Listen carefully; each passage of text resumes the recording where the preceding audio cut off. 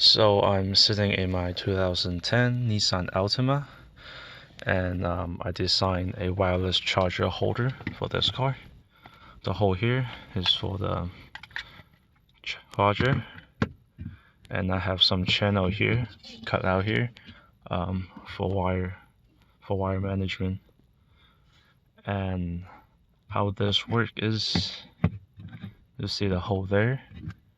That is for the cable, and we put this in. So the wireless charger that I have here is 10 centimeter in diameter, 1 centimeter in thickness.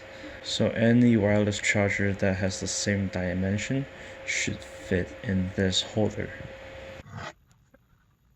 And the cable hole here, boom.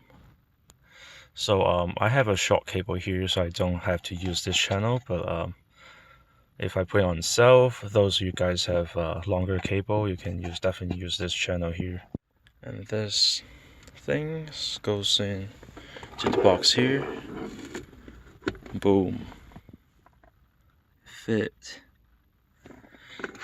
And then get the wire in.